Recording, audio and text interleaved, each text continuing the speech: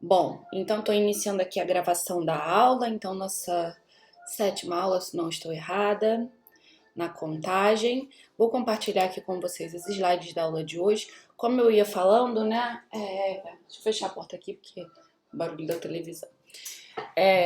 Como eu ia falando, a aula de hoje a gente vai continuar falando de problemas que estão em NP e vamos falar de um problema muito importante nessa parte de complexidade computacional, sobretudo para a parte de dificuldade, né? Que é o problema da satisfatibilidade.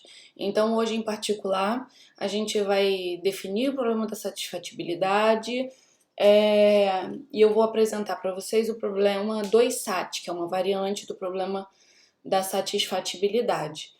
Então, a gente vai falar sobre esse problema, é uma possibilidade para vocês de estudo, né, para vocês, para o projeto também.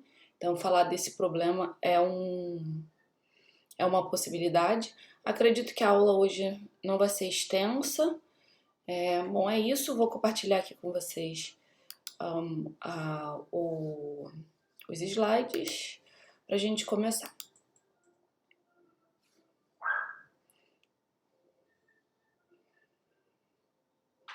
Bom, então, já estão vendo, né?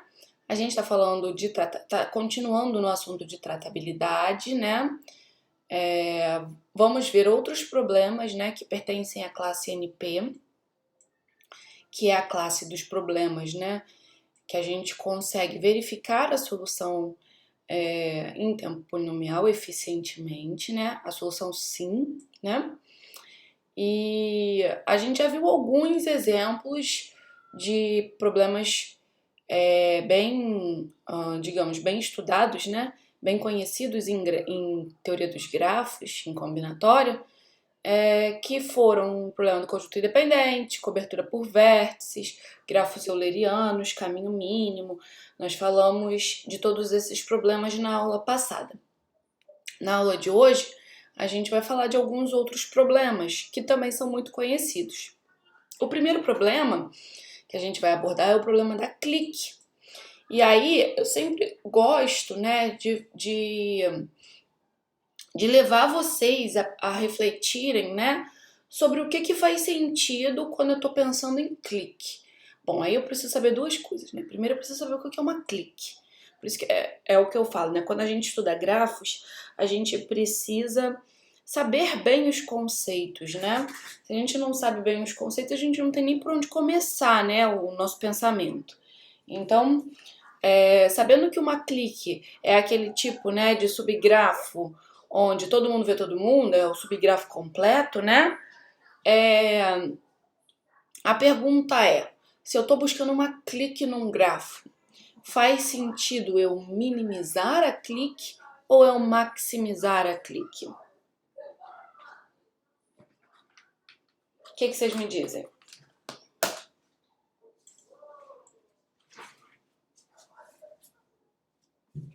Maximizar, né, Thiago? Porque um vértice, exato, né? Um vértice já é uma clique. O K1, o grafo trivial, ele é ao mesmo tempo completo, independente. Então, minimizar não tem nem graça, né? Então, a gente tá buscando aí sempre, né, a clique máxima. Então, o problema da clique, problema na versão de decisão, né? Que é aquela versão onde a gente responde sim ou não para a pergunta associada, é o seguinte, a gente tem como entrada, né, um grafo G, um inteiro K, e a gente quer saber se existe uma clique em G de tamanho pelo menos K, de K para cima, né? Justamente porque eu quero maximizar essa clique, ok? Belezinha?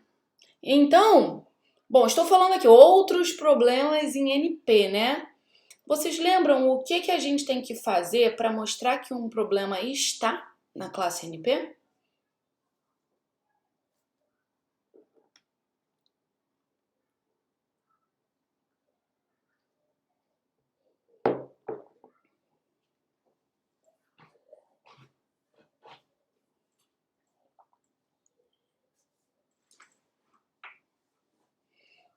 Não? O que a gente tem que exibir, né? Não, na verdade não, Thiago. Essa parte de transformação, né?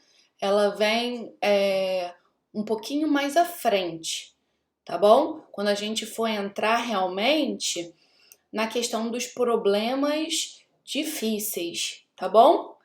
Agora, para a gente mostrar que um problema tá na classe NP, basta que a gente exiba uma prova real, lembram da aula passada?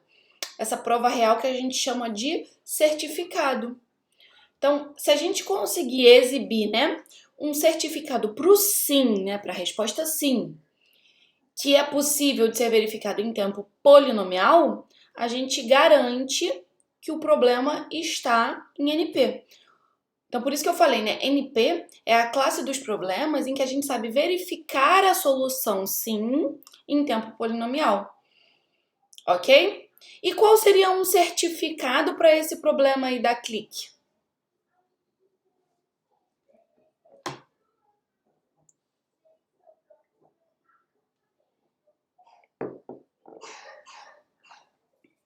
Olha, respondi sim para isso aí.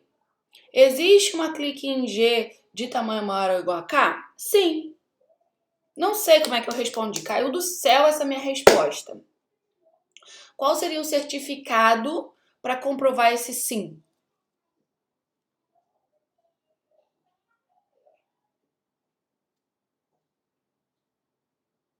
O grau mínimo?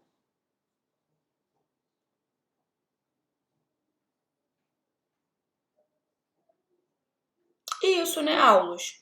Um conjunto de vértices. E o que o algoritmo teria que verificar a partir desse conjunto?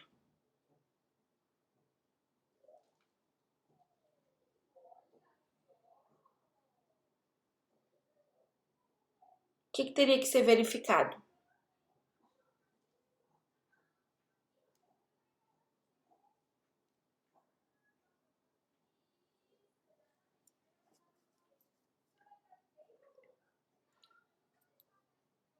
Perfeito. Tem que ter tamanho pelo menos K, certo? E tem que satisfazer a propriedade de ser clique, certo? Então, basta que a gente verifique, né, se entre esses vértices aí desse conjunto, a gente tem todas as arestas possíveis. Todo mundo vê todo mundo no grafo original, certo? Vocês concordam que dá para fazer essa verificação em tempo polinomial? Basicamente, a gente conta, né, a cardinalidade do conjunto e depois a gente vê se entre cada par de vértices existe uma aresta, certo? No grafo original. Beleza? Então, esse problema, ele é um problema em NP. Ok? Então, clique pertence a NP, justamente porque a gente tem esse certificado para o sim em tempo polinomial. Tranquilo? Acho que o Aulus caiu. Belezinha? Bom, outro problema que a gente falou, né, é o problema do isomorfismo. Então, a gente falou do problema do isomorfismo algumas aulas atrás. A gente diz, né, aí tá a definição formal, que dois grafos eles são isomorfos quando a gente consegue uma função bijetora, né, que mapeia o conjunto de vértices do G1 no conjunto de vértices do G2, de modo que eu tenho uma aresta no G1, se e somente se eu tenho uma aresta entre os vértices mapeados em G2. Beleza? Então, bom, a gente inclusive já comentou, né? Mas estaria o problema do isomorfismo na classe NP?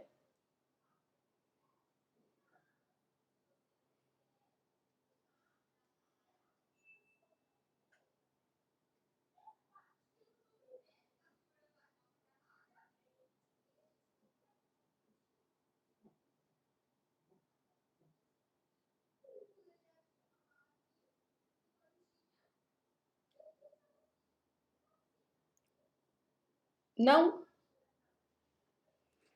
não, a gente, se responder sim, sim, esses grafos aqui são isomorfos.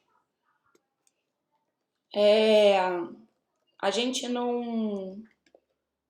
não tem algo que comprove isso.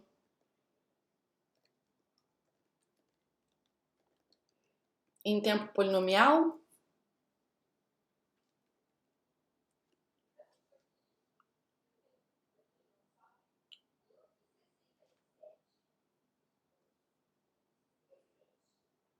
O que seria uma comprovação do sim, né?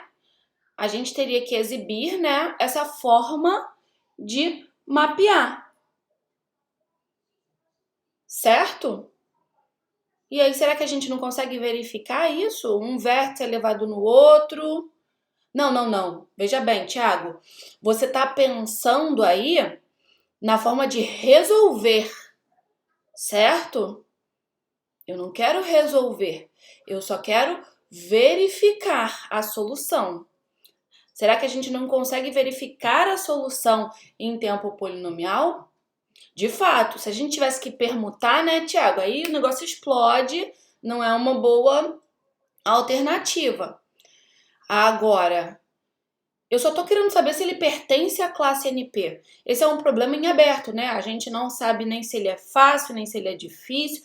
A gente não tem nada ainda que comprove nenhum desses dois sentidos. Mas será que ele pertence à classe NP? Porque para pertencer à classe NP é simples, né? Basta que exista um certificado para o sim que a gente consiga verificar em tempo polinomial. Qual seria um certificado para a resposta sim?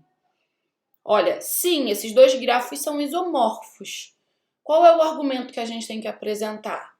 Olha, leva esse vértice aqui, nesse vértice aqui, esse vértice aqui, nesse outro vértice, e todos esses vértices, todos os mapeamentos dos vértices do G1 nos vértices de G2. Dado que a gente tem esse mapeamento, o que a gente vai verificar? Se toda aresta que a gente tem em G1, a gente tem uma aresta mapeada em G2, né? E o contrário também. Se toda aresta que a gente tem em G2 é uma aresta mapeada em G1. E é isso. E isso a gente consegue fazer em tempo polinomial, certo? Então, de fato, Tiago, resolver dessa forma, o mapeamento é o certificado do sim. Beleza? É o certificado. Você vai me responder aí. Ah, esses dois grafos são isomorfos? Sim. Bom, essa é a solução, né? Sim ou não é a solução. Como é que você me prova que o sim é verdade? Exibindo a função, né, que mapeia esses vértices um no outro, né? E de modo a preservar as adjacências aí dos vértices. Então, o mapeamento é o certificado, é a solução. Beleza? E aí a gente quer saber se verificar essa solução para o sim, né? É fácil. A gente consegue fazer isso em tempo polinomial. E de fato a gente consegue, né? Basta a gente verificar se está levando de fato todos os vértices de V1 em vértices de V2 e se as arestas são preservadas. Ou seja, existiu uma aresta entre A e B. Então eu tenho que olhar lá onde eu mapeei os vértices A e B e ver se ainda continua existindo uma aresta. Da mesma forma, né? Toda aresta do G2 tem que ter uma aresta correspondente no G1. Então, basicamente, é só isso que a gente tem que fazer. Então, sim, esse problema aí é um problema em NP, porque a gente consegue verificar uma solução sim em tempo polinomial, ok? Mas não é resolver. Resolver a gente ainda não sabe. Beleza?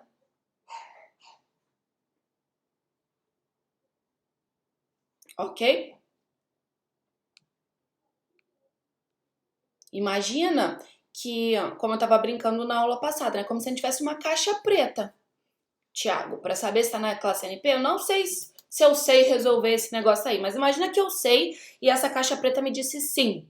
Qual seria o certificado? Qual seria a prova real para esse sim? Isso é o certificado. Beleza? Aí, na aula que a gente falou de isomorfismo, Eu também falei para vocês do problema do isomorfismo de subgrafos, ok? Lembram disso?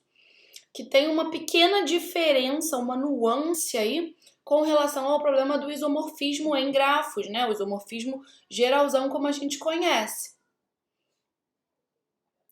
Lembram do isomorfismo de subgrafos? No isomorfismo de subgrafos, né, a gente tem de novo dois grafos, que aqui eu tô chamando de G e H, mas o que a gente quer saber não é se G e H são isomorfos, né?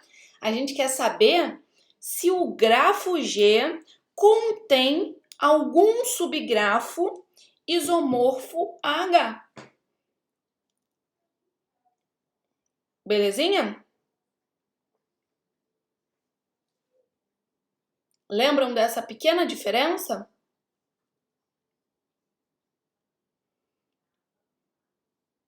E aí, será que esse problema é um problema que está na classe NP?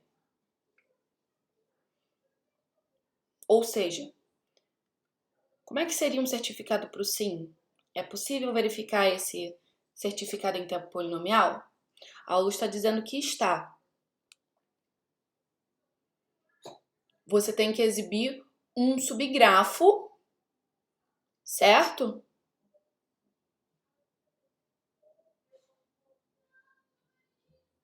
E aí você vai ter que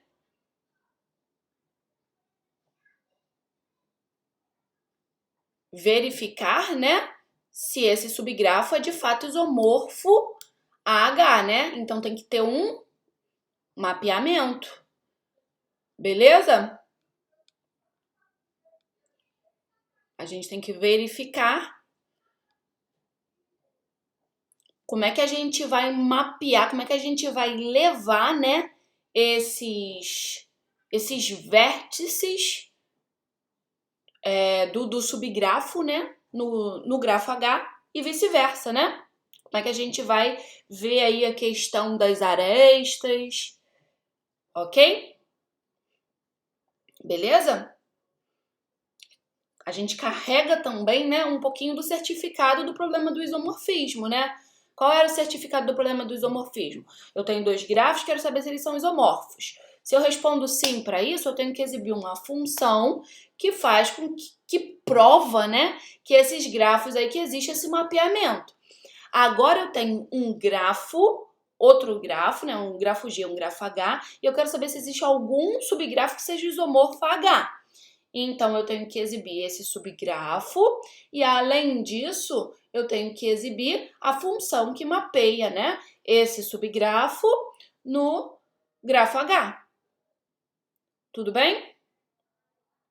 E aí, o nosso algoritmo de certificação, ele vai verificar, né, se de fato o grafo induzido por esses vértices, ou seja, o subgrafo que foi apresentado, ele é isomorfo ao grafo H, utilizando a função f. E vai verificar aquela mesma verificação que a gente fez lá para o problema do isomorfismo, né? Verificar se os vértices são levados do subgrafo no H e se existe a preservação aí das arestas, ok? Das arestas não, que eu quero dizer, das adjacências, né? Belezinha? Ok? Então, sim, isomorfismo de subgrafos também está em NP. Tudo bem? Só que, diferentemente do problema do isomorfismo, que é um problema ainda em aberto, a gente sabe que o isomorfismo de subgrafos é um problema NP completo. É um problema difícil. Belezinha, belezinha, belezinha? Bom, tudo bem? Tudo bem, Thiago?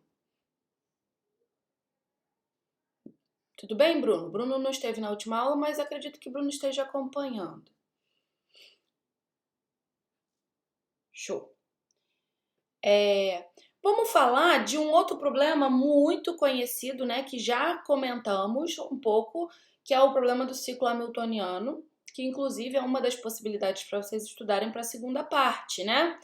Que vocês já estão carecas de saber que ciclo hamiltoniano é um problema difícil, né?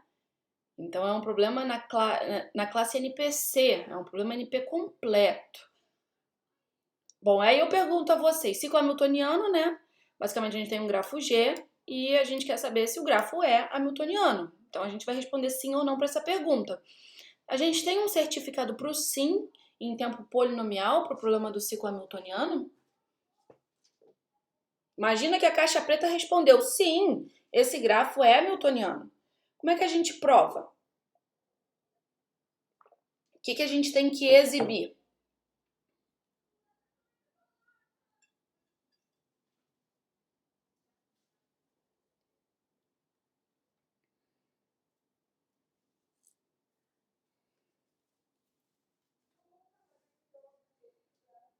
Olha, Fernanda, esse grafo aqui é hamiltoniano. Como é que você justificaria isso? Por que ele é hamiltoniano?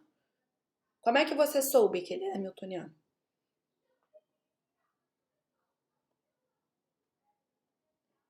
Perfeito. A gente vai exibir um ciclo, né? De novo, uma sequência de vértices, né? E aí o algoritmo de validação, ele vai verificar se esse ciclo é um ciclo gerador, ou seja, um ciclo com todos os vértices do grafo, né? E, bom, e é isso, ciclo hamiltoniano é isso, né? Verificar se é ciclo gerador, já verifica se todos os vértices estão lá e se não há repetição de vértices. Beleza? Então, exatamente isso. Então, certificado para o sim é uma sequência ordenada de vértices e o algoritmo de validação verifica se essa sequência é um ciclo hamiltoniano, ou seja, um ciclo gerador do grafo. Outro problema clássico, outra possibilidade forte aí para vocês trabalharem na segunda parte do curso. Coloração de vértices. Então, o problema da coloração, lembram? Queremos atribuir cores aos elementos do grafo. Então, em particular, a coloração de vértices, queremos atribuir cores aos vértices do grafo. Em geral, a gente sempre busca uma coloração própria. Lembram o que significa uma coloração própria? Tá até escrito aqui. Coloração, ela é própria quando objetos, né, elementos adjacentes ou incidentes, eles são coloridos com cores distintas. Então, se eu estou pensando em coloração de vértices, vértices adjacentes precisam receber cores distintas numa coloração própria. Aí é aquele famoso questionamento que a gente se faz, né? O que faz sentido? Eu maximizar a quantidade de cores que eu vou usar na coloração ou minimizar a quantidade de cores que eu vou utilizar numa coloração própria? Minimizar, certo? Porque maximizar, o que eu posso fazer para maximizar? Eu quero colorir os vértices. Exatamente. Eu posso usar uma cor diferente, né, para cada vértice do grafo.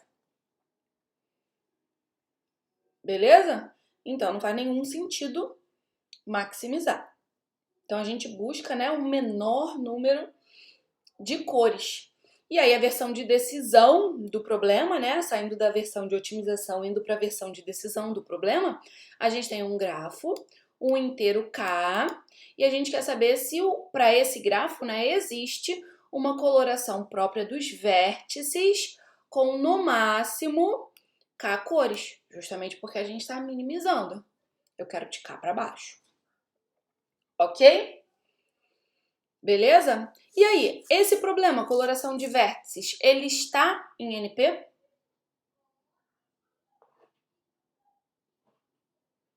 Sim, né? Qual seria o certificado para o sim, para a resposta sim? Imagina que a caixa preta foi lá e respondeu sim, existe essa coloração própria. Só o conjunto de cores?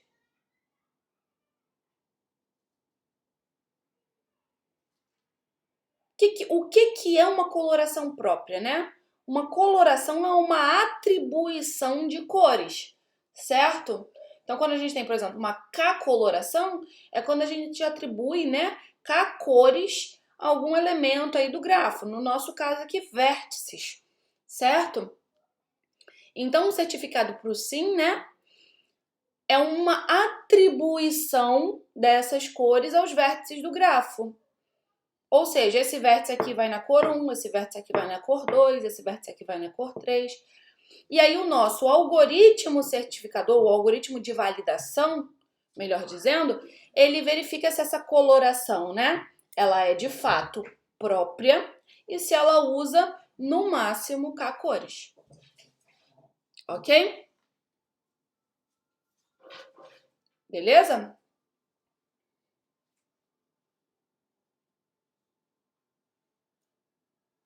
Tranquilão?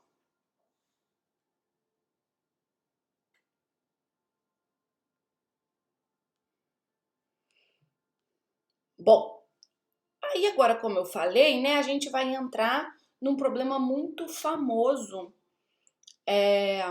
que é muito utilizado em reduções, em transformações polinomiais, para a gente provar, né, que alguns problemas são difíceis. A gente também pode utilizar o 2SAT, né, para mostrar que o problema é fácil, sem de fato exibir um algoritmo específico para o problema que a gente está estudando.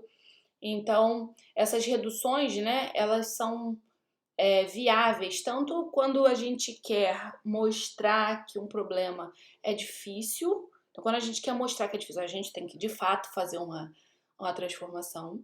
Mas a gente também tem a opção de mostrar que um problema é fácil, né? Inserindo esse problema que é o nosso objeto de estudo num problema fácil, que a gente já saiba um algoritmo para resolver. Ok? Então, um exemplo clássico é o problema 2SAT que a gente vai falar na aula de hoje. Eu não vou entrar nos detalhes do 2SAT, do algoritmo do 2SAT, a gente vai pincelar assim por alto, mas eu não vou entrar nos detalhes do se, somente se, porque essa é uma possibilidade forte de trabalho para vocês na segunda parte do curso. Tá bom? Mas então a gente vai revisar o que é o problema da satisfatibilidade ou satisfazibilidade. E vamos falar especificamente do 2SAT, tá bom?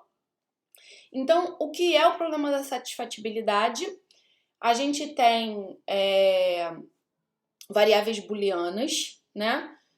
Aqui no caso eu coloquei de x1 até xk. E a gente vai trabalhar, né, com conjunção. É lógica, né, basicamente. Então, Bruno é da minha turma. Thiago, eu não sei se teve MD comigo. Não lembro. Aulas com certeza não. Tá. Mas basicamente é um problema de lógica, né? Então, vocês certamente já sabem o que é uma conjunção de variáveis booleanas, né? Então, é um E das variáveis booleanas. E aí, a gente tem aquela coisa, né? Quando é que o E ele é verdadeiro? Como é a tabela verdade, né, do conectivo lógico E? Então, para um E ser verdadeiro, a gente precisa que todas as partes aqui envolvidas, né, todas essas variáveis, elas recebam um valor verdadeiro, né? Um valor lógico verdadeiro. Se alguma delas for falso, o nosso E já é falso, certo? E uma disjunção é o ou. E aí, diferentemente do E, né, o ou ele é mais frouxo. Então, para A ou B ser verdadeiro, basta que pelo menos um dos dois, né, seja verdadeiro. Então, quando a gente tem uma conjunção de variáveis, para essa conjunção ser verdadeira, todo mundo tem que ser verdadeiro. Quando a gente tem uma disjunção, para essa disjunção ser verdadeira, perdão, a gente basta, né, que pelo menos uma variável ali seja verdadeira. Uma variável envolvida, né, na disjunção. Ok? Estão familiarizados com isso? Lembram disso?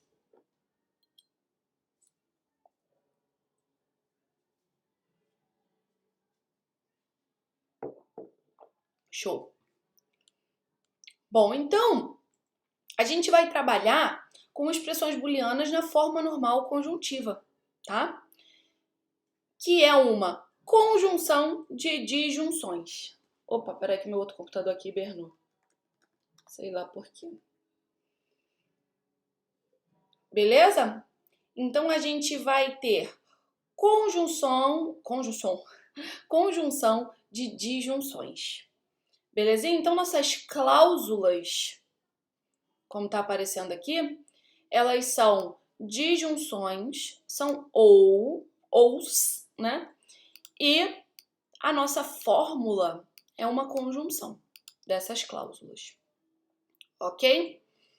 Então, aqui a gente está vendo exemplos de cláusulas formadas por 3 variáveis. Aqui a gente tem, na verdade, 3 literais, né, como a gente fala.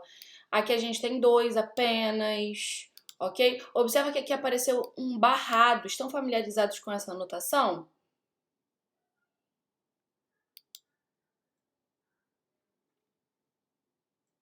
Certo? Uma variável, ela pode ter um literal positivo e um literal negativo associado a ela, né?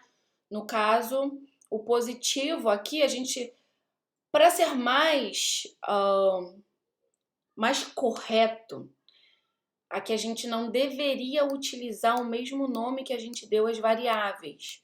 Mas senão fica muito nome, sabe? Fica parecendo muita coisa diferente. A gente deveria dar um nome diferente para o literal, ok? Mas por questão de simplicidade, a gente em geral usa o mesmo nome da variável, né? E a gente representa o literal positivo e o literal negativo utilizando a barrinha, ok?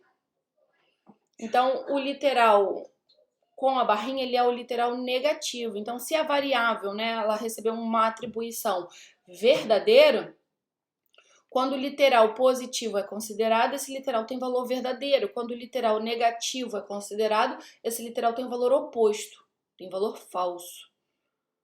Ok? Beleza? Então, observem aí esse exemplo, essa fórmula IB. Como vocês estão vendo, é uma conjunção de disjunções, né? Estamos na tal da forma normal conjuntiva. A gente consegue definir uma atribuição, né, de valor lógico, de valor verdade, né, para essas variáveis x1, x2, x3, né, que são as variáveis envolvidas aí nessa fórmula, de modo que a gente consiga satisfazer essa fórmula. Bom, ainda não falei o que é satisfazer a fórmula, né? Satisfazer a fórmula é dar um valor verdadeiro para essa fórmula no final das contas. Então, será que a gente consegue uma atribuição, né, que faça com que o valor final aqui seja verdadeiro? Ou seja, será que a gente consegue satisfazer? Para que tudo aqui tenha valor verdadeiro, a gente tem um e, né, entre as cláusulas. Então, o que a gente sabe? Para tudo ser verdadeiro, para tudo ser satisfeito, digamos assim, o E tem que ser satisfeito. E para o E ser satisfeito, o que tem que acontecer com as cláusulas? Individualmente, né?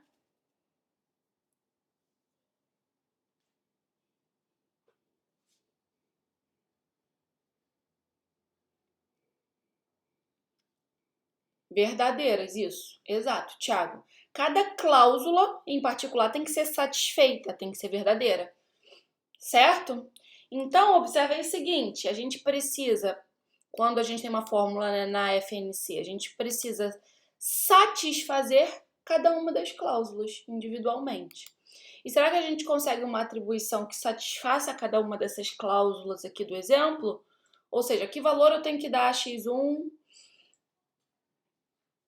Se a gente colocar x1, 1, x2, 1 e x3, 0. Funciona, né? Todo mundo concorda que funciona?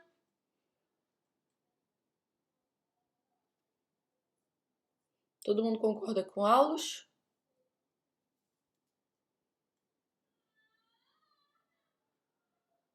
Sim, não, talvez.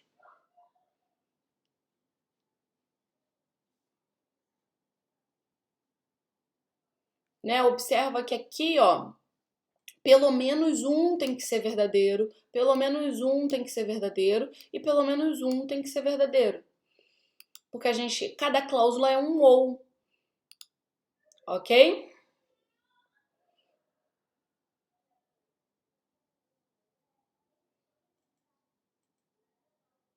Então, a gente estaria atribuindo o valor 1 ao x1, ok? O valor 1 ao x2 e o valor 0 ao x3. Então, observa que aqui, na primeira cláusula, a gente tem x1 ou x2 ou x3. Você concorda que com essa atribuição a gente já consegue valor verdadeiro para essa cláusula aqui? Fica 1 ou 0, ok? Então, essa cláusula já está satisfeita. Agora, a gente passa aqui para a segunda cláusula. Aí, a gente tem x1 barrado. Então, eu inverto esse valor que o Aulus colocou ali.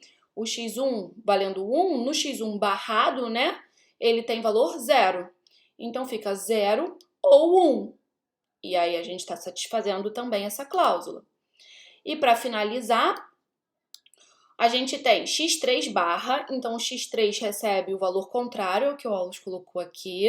Então, x3 barra, se o x3 tem valor 0, o x3 barra tem valor 1. Então, a gente tem 1 ou 0, né? Porque aqui é x2 barra, então o valor contrário ao que o Aulus colocou aqui.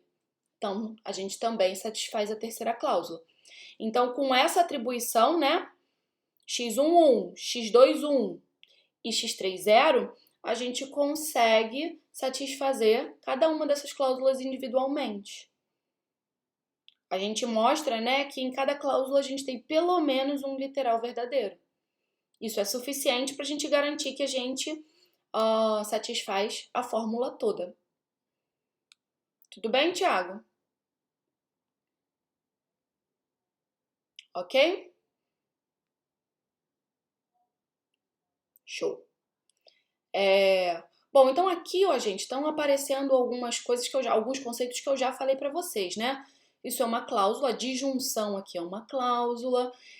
A cláusula ela pode ter qualquer quantidade de literais, tá bom? Aqui no caso a gente tem 3, 2, mas ela pode ter qualquer. No problema da satisfatibilidade geralzão, a gente não tem, né, uma quantidade de literais específico nas cláusulas, tá bom? A gente diz que a expressão, né, ela é satisfazível ou satisfatível quando existe essa atribuição, né, de verdadeiro ou falso às variáveis, de modo que essa expressão fique verdadeira, como a gente já tinha comentado. E aí, como, né, a gente está lidando com uma conjunção de disjunções, é suficiente a gente garantir que em cada cláusula a gente vai ter pelo menos um literal verdadeiro. Belezinha? Oi. Então aqui a gente já fez esse exercício, né? Eu não vou participar. A gente já fez esse exercício, inclusive a mesma atribuição aí, ok? Então, eu estava perguntando se existia uma atribuição que tornasse, né? Uma atribuição às variáveis que tornasse a fórmula B satisfazível. De fato, existe. Tá bom? Bom, e é esse o problema da satisfazibilidade.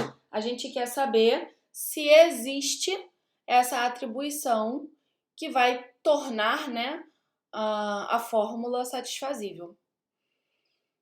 Tudo bem? Então, aqui formalmente, eu tenho o problema da satisfatibilidade definido. A gente tem uma expressão booleana na forma normal conjuntiva e a gente quer saber se essa expressão, se essa fórmula, ela é satisfazível, ou seja, existe uma atribuição às variáveis de modo que B é verdadeira? A pergunta que não quer calar é: está este problema na classe NP?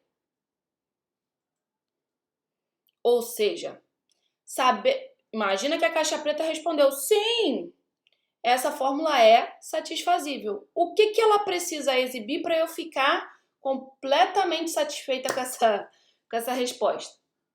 esse sim. Qual é o certificado?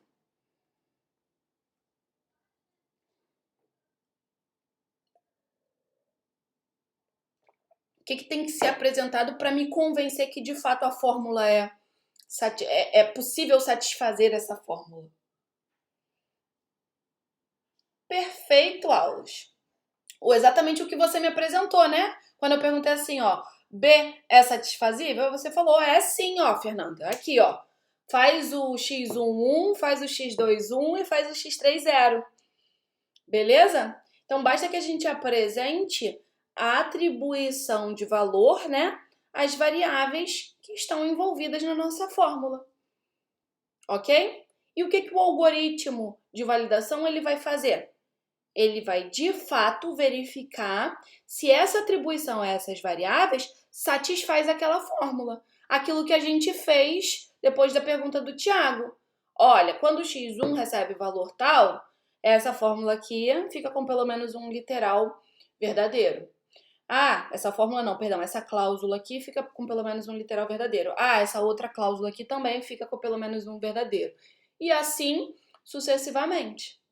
Ok? Belezinha? Então, o certificado para o sim, né, do problema da satisfatibilidade é uma atribuição às variáveis, né, da fórmula.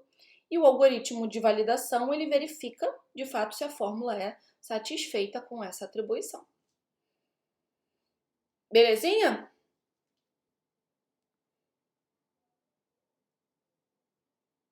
Ok? Gente, existem diversas variantes do problema da satisfatibilidade, tá? Existem muitas variantes, muitas delas vocês podem encontrar num livro que eu acho que está até nas referências, que é o Gary Johnson, que é um guia de NP completude, NP dificuldade. Então tem muitos problemas lá. A gente vai ver uma variante agora. Na verdade, a gente vai falar de duas variantes especificamente. A gente vai falar do 2-SAT e do 3-SAT, tá? Que são, em geral, muito utilizadas. Aí a gente, por exemplo, dentro do 3-SAT, a gente tem as variantes do 3-SAT, que muitas vezes a gente quer provar que um problema é difícil, né? E aí a gente tem que fazer aquela transformação que o Thiago estava falando, certo?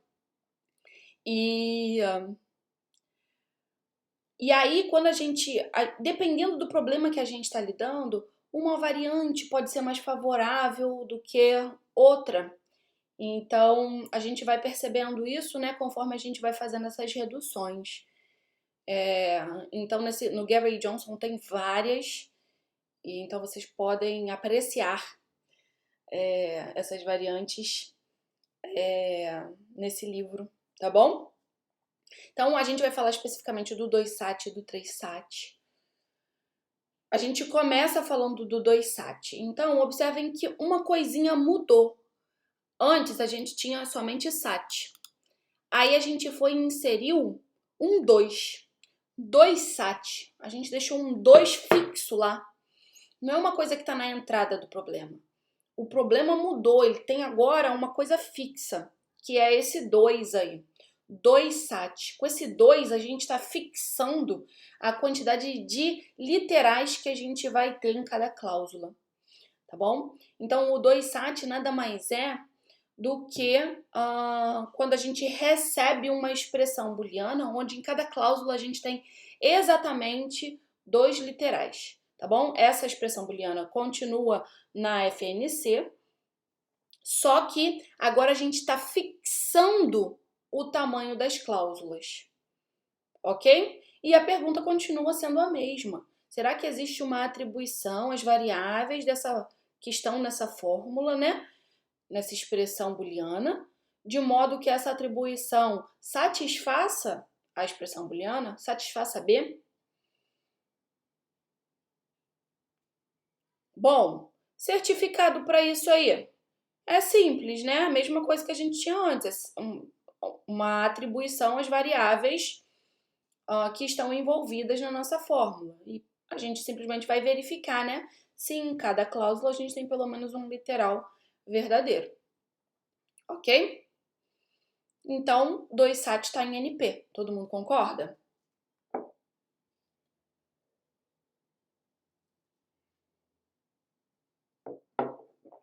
Belezinha? Agora, a pergunta que não quer calar. Já sabemos que está em NP.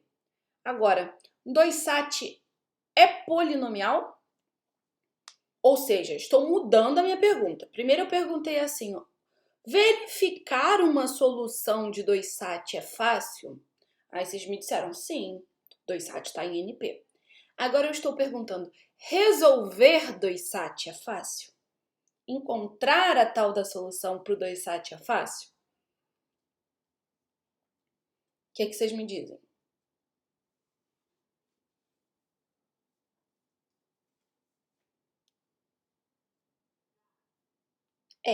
É sim.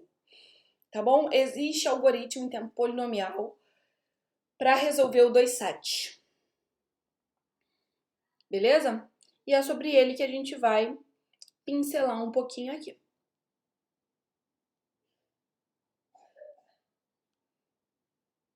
Bom, como eu falei, né, eu vou dar um panorama de como é o algoritmo. Ele utiliza alguns conceitos, um pouquinho de lógica, óbvio, porque a gente está lidando com o problema da satisfatibilidade, né? E ele também utiliza grafos direcionados. Vocês lembram do que é o que é um grafo direcionado? A gente não fez essa revisão, né? Mas é um conceito até, digamos, intuitivo. Mas vocês lembram? O grafo ele é direcionado, né, quando a gente tem direção nas arestas, né? A gente tem uma orientação das arestas. Então, num grafo simples, a gente tem um par não ordenado de vértices. Num grafo direcionado, o nosso par é ordenado, né? Isso quer dizer que AB, uma aresta AB direcionada, né? Ela sai do A e chega no B, certo? Isso é diferente da aresta BA. Num grafo simples não tem nenhuma diferença, justamente por isso que a gente fala um par não ordenado de vértices, né?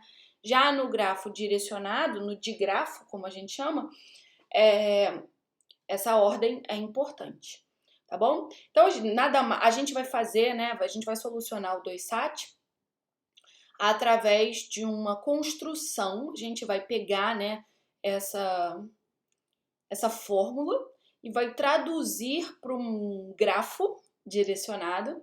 E aí a gente vai procurar propriedades nesse grafo que mostrem que a gente consegue de fato satisfazer ou não a fórmula, para a gente ser capaz de responder sim ou não.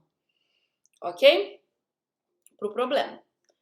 Então, ó, a gente vai considerar uma instância do 2SAT, que é um conjunto de cláusulas e um conjunto de variáveis. Ok? C é o conjunto de cláusulas e U é o conjunto de variáveis. E aí, a gente vai reescrever, né, a fórmula, a gente vai traduzir a fórmula para um grafo direcionado. Ok? E como é que a gente vai fazer isso? A gente vai escrever, né, essas disjunções de maneira equivalente. Ok? Então, por que vai aparecer o grafo direcionado, né? Porque eu posso escrever A ou B como não A implicando em B. Ok? Então, a gente vai levar ao pé da letra essa implicação aqui, colocando uma aresta direcionada entre esses literais associados aqui a essas variáveis já transformadas, né? Então, se a gente tem um A ou B aparecendo lá na nossa fórmula, a gente vai transformar em não A implica em B. E não só nisso, tá bom? A gente também vai transformar em não B implica em A. Ok? Que é justamente a contrapositiva disso aqui, ó. Ok? Tudo bem? São equivalentes. São expressões equivalentes. Então, toda vez que aparecer uma disjunção assim, vai aparecer essas duas implicações. Vão aparecer essas duas arestas lá no nosso grafo. Ok? Tudo bem? Então, aqui tem algumas observações que eu não vou tratar, né, a fundo, porque se vocês forem fazer essa escolha, optarem pela escolha do DOISAT, são informações que são relevantes para o projeto de vocês. Explicar, né, algumas coisinhas. Por que a gente força com isso aqui, né? Por que a gente força que cada cláusula a gente tenha pelo menos um literal verdadeiro, tá? Então, são algumas coisas que precisam ser explicadas, tá bom? Mas o que importa é que a gente transforma, né, as disjunções nessas conjunções aqui. Então, a gente está passando uma fórmula da FNC, forma normal conjuntiva, para forma normal implicativa. E com isso a gente vai construir um grafo direcionado. Então, uma vez que a gente transformou, né, todas as nossas disjunções nessas conjunções aqui, ó, a gente passou para a forma normal implicativa, a gente vai construir o grafo direcionado associado. Simplesmente colocando arestas direcionadas, essas arestas direcionadas que aparecem aqui, ó, não A implica em B. Então, vai ter uma aresta direcionada de não há, o vértice associado a esse literal, né, não há, e a aresta entre o não A e o B, e o vértice associado ao B. Então, cada variável, gente, cada variável da nossa fórmula, ela vai estar associada a dois vértices, ao literal positivo e ao literal negativo dela, certo? Então, se você tem o A ou o B, para o A vão aparecer dois vértices, o não A e o A. E para o B vão aparecer dois vértices também, o não B e o B, ok? Então, cada variável vai virar dois vértices, certo? E a gente vai inserir as arestas de acordo com a transformação da fórmula normal, que estava na forma normal conjuntiva, para a forma normal implicativa, ok? Belezinha? Então, como eu falei, né? As implicações determinam as arestas. Cada variável vai virar dois vértices. Então, se eu tenho uma variável u, a gente tem u e não u, certo? E aí a gente constrói o grafo associado. Eu não sei se aqui eu tenho o desenho do grafo. Deixa eu ver. Tenho. Tá, ótimo. Então, vamos lá. Então, vamos ver um exemplo para ficar mais claro do que está acontecendo? Primeira coisa que a gente faz no algoritmo é transformar, sair da forma normal conjuntiva e passar para a forma normal implicativa, ok? Então, aqui a gente tem A ou não B. Tranquilo? Então, A ou não B vai resultar nessa conjunção aqui, ó. Não A implica em não B e a contrapositiva disso, que é B implica em A. Tudo bem?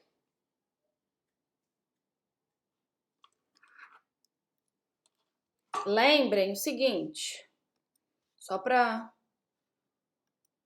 não ficar confuso. Se a gente tem A ou B, a gente escreve o quê? Equivalentemente. Não há implica... escrever assim é muito ruim, Jesus. Não há implica em B. Ok? Beleza?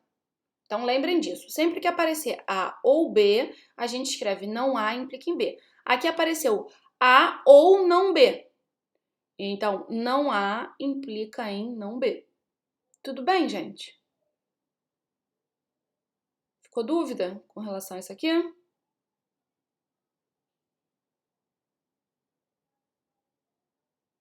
Tudo certo. Tá bom.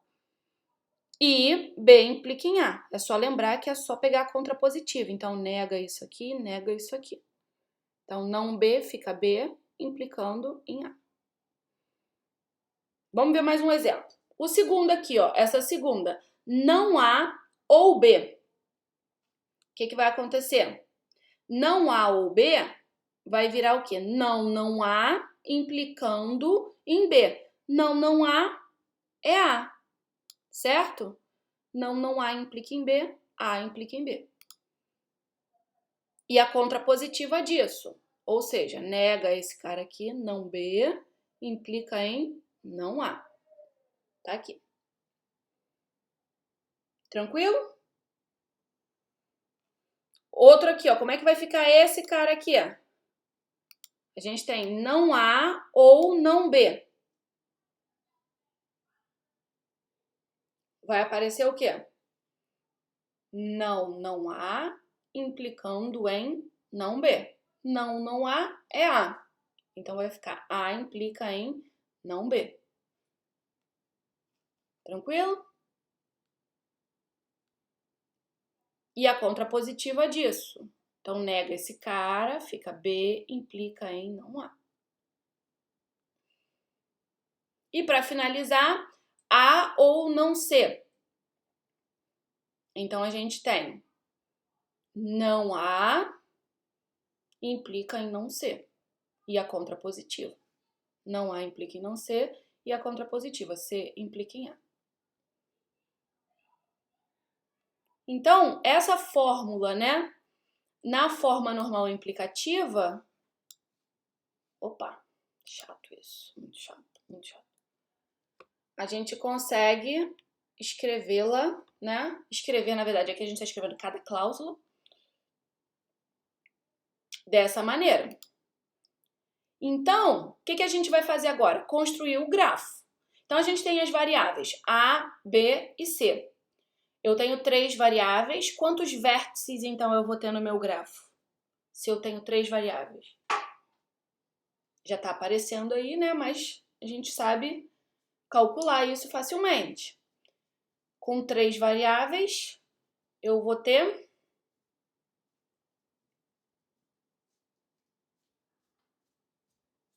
6 vértices, né? Por quê? Porque cada variável dá origem a 2 vértices, que são seus respectivos literais positivos e negativos, né? Então, ó, eu tenho para o A, eu tenho o A e o não A, para o B eu tenho o B e o não B, para o C eu tenho o C e o não C. E agora eu vou simplesmente inserir essas arestas aqui. Então, não A implicando em não B. Então, eu pego não A e coloco uma seta para não B. B implica em A. B implica em A. Setinha aqui. A implica em B. Então, uma seta para cá. Não B implica em não A. Não B implica em não A. Próximo. A implica em não B. A implica em não B. B implica em não A. B implica em não A. A implica... já falei esse. Não A implica em C. Não A implica... Desculpa. Não A implica em não C. Não A implicando em não C. E C implicando em A. C implicando em A. Então, esse aqui, ó, é o nosso digrafo associado. É o nosso grafo direcionado associado a essa fórmula que agora está na forma implicativa. Ok? Tá bom. A gente consegue construir isso aí. Belezinha. E agora? Para que a gente construiu isso aí? É aí que vem o estudo, né, da teoria das propriedades estruturais aí desse grafo. Como é que as propriedades estruturais desse digrafo, né, elas podem ajudar a gente a entender se existe uma atribuição que vai satisfazer ou não a fórmula. E é isso que a gente vai falar agora. Tá? Você precisa desbloquear o iPhone primeiro. A Siri tá falando aqui comigo, gente. Não liga, não. Tudo bem? Tudo bem com a construção do grafo?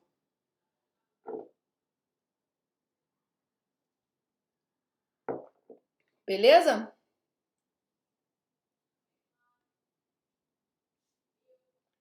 Bom, aí vem o ponto, né, de como que esse grafo ele vai ajudar a gente.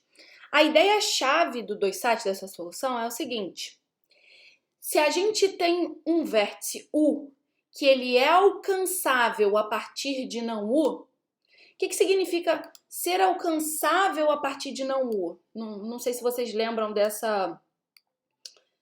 vocabulário, né? Quando a gente está num digrafo, às vezes a gente, num grafo, né, a gente olhou assim, viu isso aqui, isso daqui seria um componente conexo. Se a gente não tiver considerando as arestas direcionadas, né, a gente olha, bate o olho e já sabe que é conexo, ou seja, que existe caminho entre qualquer par de vértices. Quando a gente está no mundo dos grafos direcionados, esses caminhos, eles não são tão simples assim, porque precisa existir um caminho direcionado. Então, não é simplesmente eu olhar e ver que eu tenho lá um aglomeradinho ali de vértices que eu vou conseguir transitar entre todos os pares de vértices. Então, a gente tem algumas nomenclaturas, né, que eu não falei para vocês, mas que vocês certamente viram lá em grafos. Quando a gente está lidando com digrafos, o grafo não é simplesmente conexo ou desconexo. A gente tem o grafo fortemente conexo, a gente tem o grafo fracamente conexo, unilateralmente conexo, beleza? Então, a gente vai usar, inclusive, de maneira bem... A gente vai usar, né, o conceito de fortemente conexo, que na verdade é isso. Quando a gente consegue sair de um vértice e ir para outro através de um caminho direcionado, né, a gente diz que a gente sai do U e alcança o outro vértice, beleza? Então, quando eu consigo alcançar o literal barrado a partir do literal, né? Então, eu alcanço o U barra, o não U, né? A partir do U. E vice-versa, ou seja, eu tenho um caminho de ida e volta, aí eu garanto que eu não vou ter atribuição que vai satisfazer essa fórmula. Então, aí é que está a ideia-chave. Então, se vocês forem trabalhar com esse problema, explicar essa ideia-chave aí é uma coisa fundamental, tá bom? Não é difícil de perceber isso.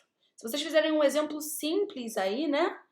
Quando é que a gente vai ter um caminho entre U e não U e vice-versa? Ou seja, um caminho saindo de U e chegando em não U e saindo de não U e chegando em U. Vocês vão ver que U e não U teriam que receber o mesmo valor verdade. E isso não é possível, certo? Não tem como U receber verdadeiro e não U ter o valor verdadeiro, certo? Porque não U justamente troca o valor de U. Então, tem que pegar, filho. Quando isso acontece, né, quando você tem um caminho de ida e volta entre um literal positivo e um literal negativo, né, da mesma variável, significa que você não vai ter atribuição que vá satisfazer aquela fórmula. Então é fácil da gente ver, né, que se tem esse caminho de ida e volta, a gente não vai satisfazer. Certo? Agora, será que se a gente olhou e não tem esse caminho, né, para todas as variáveis, a gente não tem esse caminho de ida e de volta entre todos os literais, será que a gente pode dizer que a gente tem uma atribuição? Eis a questão. Ou seja, isso é suficiente e necessário? E sim, isso é suficiente e necessário. Tá bom? Beleza? Isso é um ponto importante se vocês forem trabalhar com o 2SAT, de vocês abordarem lá. Tá bom? Pode ser uma explicação, tentar dar uma explicação mais formal, pode ser dar uma ideia, uma intuição, considerar exemplos, ok? Então, essa condição, ela é suficiente. É necessária e também suficiente, né? Então, não pode existir esse caminho de ida e volta, porque se existir esse caminho de ida e volta, o literal e o literal barrado tem que ter o mesmo valor, isso é um absurdo. E, além disso, é suficiente não existir esse caminho de ida e volta. Observem o seguinte, gente, pode existir o caminho de U para não U. O que não pode existir é os dois ao mesmo tempo, ok? Beleza? Pode existir o de U para não U, mas não pode existir o de não U para U. Ok? Tudo bem? Então, a gente tem, né, essa condição suficiente e necessária aqui, que o grafo, que a instância, né, do 2sat ela é satisfazível se e somente se, para todas as variáveis que a gente tem, né, o literal positivo não é alcançável a partir do negativo e vice-versa. Isso quer dizer, né, em outras palavras, que a gente não tem um caminho de ida e volta. Ou seja, se a gente olha para o nosso grafo e observa as componentes fortemente conexas desse grafo, ou seja, o que são as componentes fortemente conexas? São as componentes onde a gente tem caminho de ida e volta entre todos os pares de vértices que a gente tem dentro da componente. Então, se eu não posso ter caminho de ida e volta, né? Eu não posso ter caminho de U para não U e de não U para U, eu não posso ter U e não U numa mesma componente fortemente conexa. Concordam? Porque se eu tiver U e não U numa mesma componente fortemente conexa, significa que eu tenho caminho de ida e volta entre esses caras. Certo? Beleza? Então, uma forma da gente verificar, né, se essa condição aqui está sendo satisfeita é a gente verificando as componentes fortemente conexas do grafo que a gente construiu. Ok? Belezinha? Isso dá para fazer com o algoritmo de busca.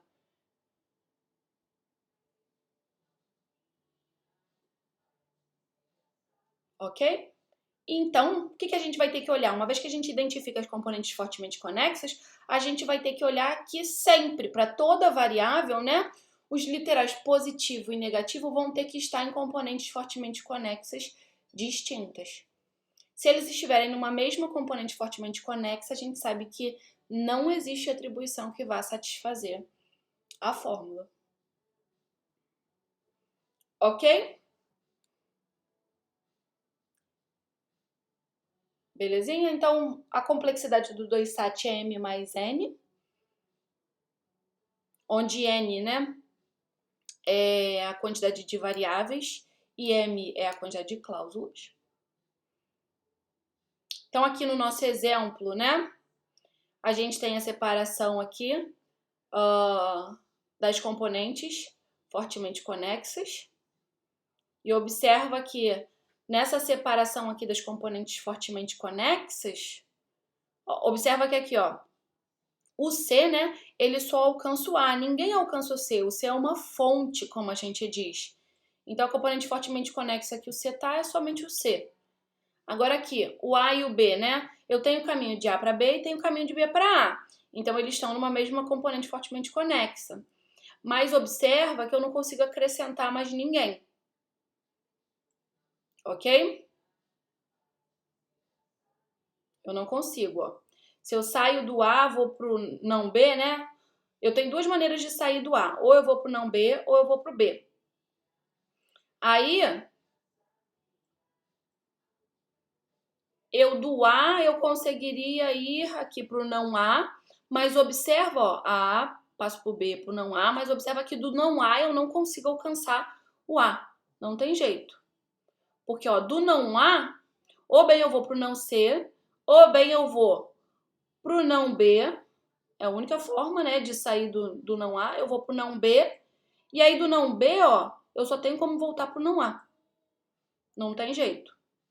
Então, como eu falei, um pode alcançar, uma direção pode ser viável, mas a outra não. Então, observa que aqui, ó, eu não tenho caminho de ida e volta de A para não A. Então, eles estão em componentes conexas, fortemente conexas, melhor dizendo, distintas. Da mesma forma, eu não consigo, né, do B alcançar o não B e vice-versa. Então, também estão em componentes fortemente conexas distintas. Então, observa que o A está separado do não A, o B está separado do não B e o C está separado do não C. Então, eu garanto que eu consigo satisfazer essa fórmula. Ok? Beleza? Esse algoritmo, gente, ele é muito bonitinho. Eu, particularmente, acho muito bonitinho. Eu acho muito bonitinho você sair, né,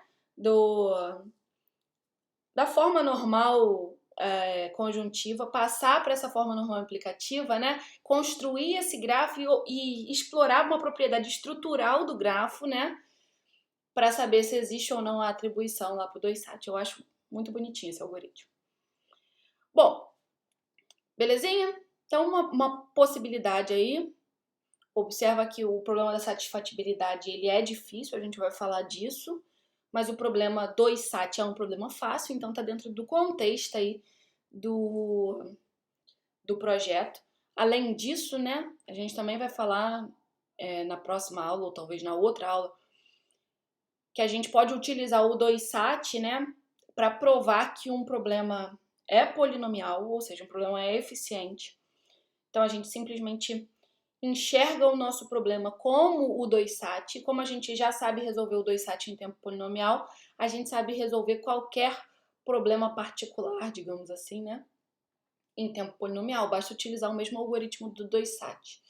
Então a gente vai falar também sobre isso. Isso é uma outra coisa, né, que pode ser abordada no trabalho, tá? Seguindo aqui a linha das variantes de SAT, a gente encontra o 3SAT, famoso 3SAT. E de novo aqui, né, a gente tem uma coisa fixa aqui, né, um parâmetro fixo, digamos. A gente tá fixando o tamanho das cláusulas. Então as nossas cláusulas aqui têm exatamente 3 literais. Pra gente aqui o 3SAT tem exatamente 3 literais, tá? Tem alguns livros, alguns autores que consideram que o 3SAT você pode ter até 3 literais na cláusula, mas pra gente aqui é exatamente 3 literais, tá bom? E aí a gente quer saber se existe uma atribuição para a fórmula, tá? Então, dada uma fórmula, a gente quer saber se existe uma atribuição que satisfaça essa fórmula. E bom, 3SAT está em NP? Mesmo o certificado que a gente exibiu para o SAT, para o 2SAT, né? Basta a gente exibir essa atribuição, certo? E a gente consegue verificar em tempo polinomial o certificado do sim para o 3SAT, certo? Então a gente sabe que o 3SAT está de fato em NP, mas a gente até o momento não conhece um algoritmo eficiente para solucionar o 3SAT, né? Na verdade, a gente sabe que o 3SAT ele é um problema difícil. Então, a menos que P seja igual a NP, a gente nunca vai ter esse algoritmo aqui.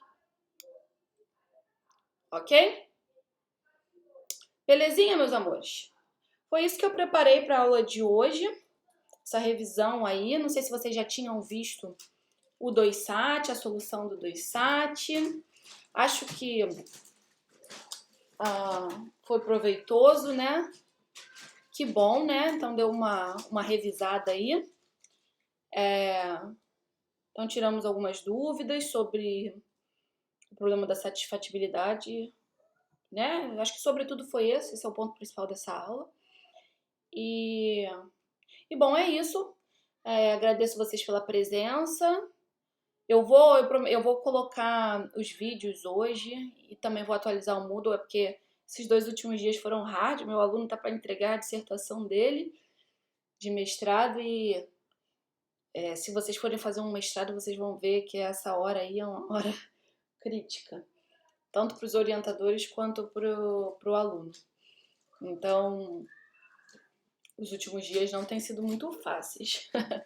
Mas hoje eu vou atualizar lá tanto o YouTube quanto o Moodle, tá bom? Então, um bom final de semana para vocês. Bom carnaval, né? A gente não se vê segunda-feira. E a gente acho que já volta presencial, dia 7. Então, essas últimas aulas aí vão ser presenciais.